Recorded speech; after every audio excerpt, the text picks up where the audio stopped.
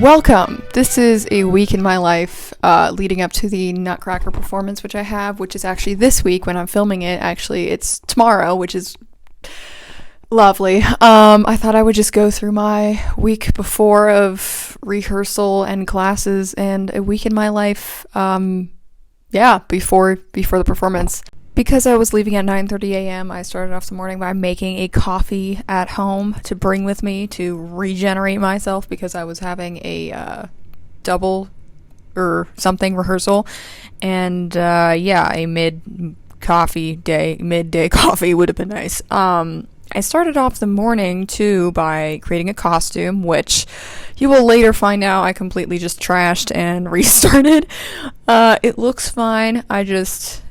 I don't know. It just wasn't it. So then I just restarted the whole thing, which has just been terribly fun. It looks fine, like I said, but from far away to me, it's just not, it's not it. So yeah, that's what I spent my morning doing. Always before class, I spend about 45 minutes to an hour rolling out my muscles and stretching a bit at home. Just because it makes the process way faster in the studio or at the stage. Because I like to spend like a good 2 hours warming up, and I can't get that if I get there an hour early, obviously. That's just logical. So yeah, that's my morning routine. I do commute to ballet every day, so I take my computer to work. Today I brought a carnivore bar with me, which is essentially a meal replacement. I always carry 2 pairs of pointe shoes and 1 leg warmer because I can't for the life of me find my other one. I do have these like cat leg warmers, but I'm not wearing those. Here's me in the studio wearing my Judy's. Having my break while working. Lots of fun. Eating my meal replacement carnivore bar. These are really good if you're carnivore, animal based. And then I had my rehearsal.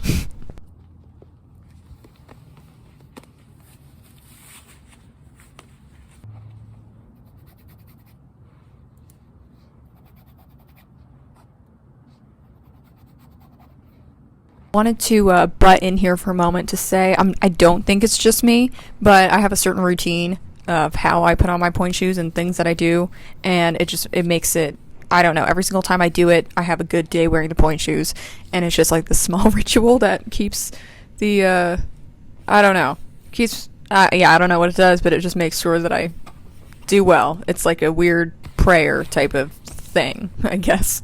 So I wanted to quickly throw in, I switched to block pointe shoes from Gaynor Minden's because Gaynor Minden switched to creating their pointe shoes in Bosnia, which they market as EU, and they just don't work with me. So I'm using block. These are the Lise, and I've been really liking them. They've been great. So yeah, that's my stance on them. After that, I had a rehearsal, and then I went back home to work on another costume. I already posted a video on how exactly to make this without all the detailing. I will be posting a part 2 with how I'm doing all the detailing. Anyways, it was the next day. I got completely snowed over in a blizzard, of course, the moment I was outside, and this day I gave myself a class because I was not supposed to be going to the studio that day. Typically it's my day off, but I had a rehearsal with my partner. We were going to run through our thing, so I just gave myself a class, which is always a lot of fun. I always give myself at least 10 tendu combinations. It's a weird obsession of a love-hate relationship with tendus. Yeah.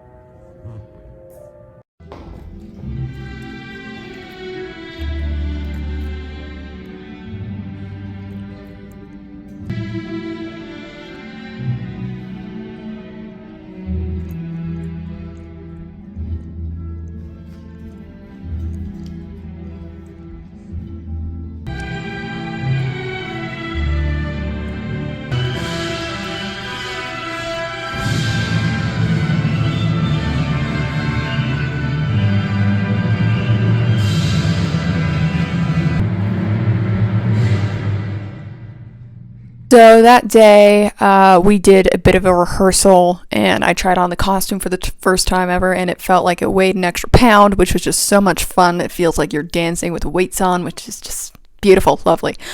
We just ran through the whole thing. We don't really have many issues with our pas de deux, which is a dance of two. I'm butchering my French. Except for there's this one lift, which just, yeah. Anyways, in the video it turned out perfectly fine. If you can guess, there's only one lift that I think I show in the video. So yeah, that was that. It was actually going pretty well. The partner that I'm dancing with, I really like, because usually when I dance with a partner, they're always like, everything is your fault. So, which in some cases is true, but not everything. So yeah, that was that.